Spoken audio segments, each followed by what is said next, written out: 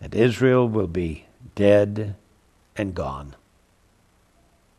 Those sunshine Jewish patriots who voted for Obama must realize that we, as Jews, are witnessing the possible end of Israel.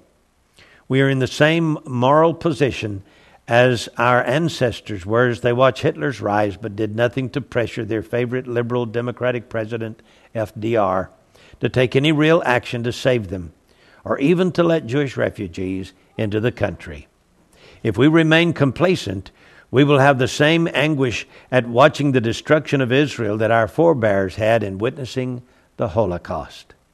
Because one thing is increasingly clear: Barack Obama is not about to lift a finger to stop Iran from developing the bomb, and neither is Hillary Clinton. Obama may have held the first White House Seder, but he is not planning to spend next year in Jerusalem.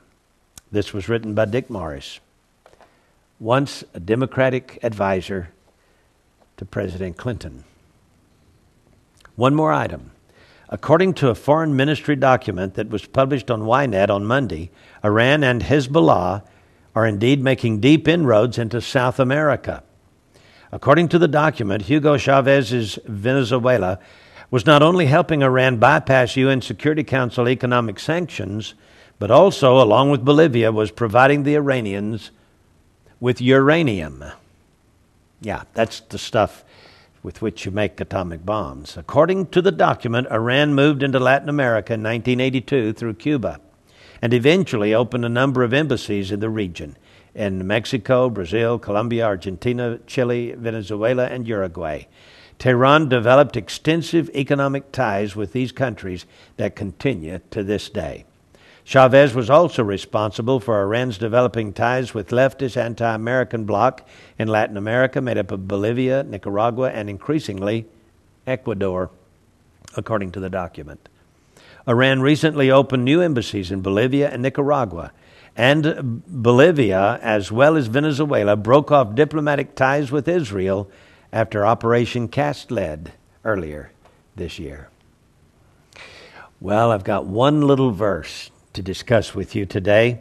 Ezekiel chapter 39 says, "And I will turn thee back, and leave but the sixth part of thee, and will cause thee to come up from the north parts, and will bring thee upon the mountains of Israel." Now, this is talking about the battle of Gog and Magog. God is saying here, evidently, that there will be more than one invasion. We can see a battle of Gog and Magog at the beginning of the 7-year tribulation period. For the scripture here says that Israel will be burning weapons for 7 years. That could not be into the millennial reign of Christ. Why burn weapons during the millennial reign of Christ?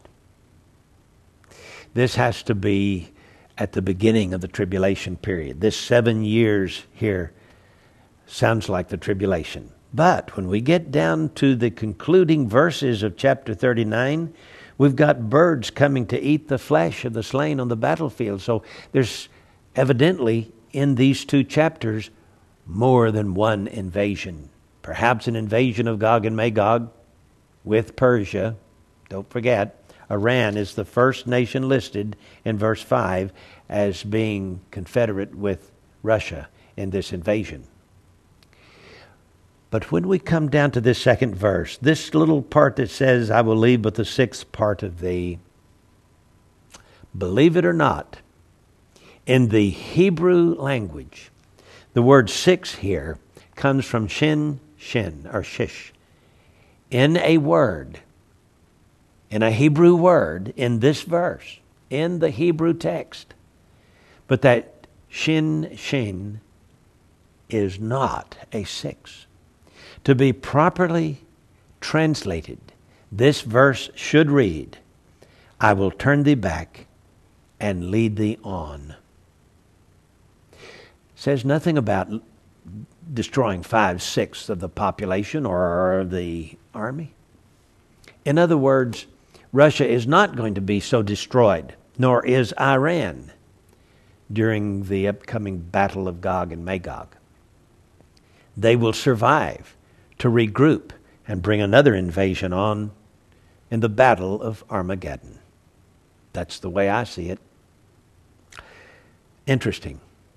So why did the King James writers put, and leave but the sixth part of thee? They mistranslated that little sheen within the word and within the Hebrew term and translated it six, because a sheen standing by itself is the Hebrew number 6. I've often wondered why the rabbis say that the last great battle of world history will be the battle of Gog and Magog. Now we know. Armageddon of the book of Revelation has these same people coming against Israel. It'll happen not once, at least twice. Maybe more, I don't know, but at least twice. We've got ominous days ahead of us, except for hearing the shout and the sound of a trumpet, and we'll be gone. I'm looking forward to that. I'm J.R. Church. We'll see you again tomorrow with our analysis of the news.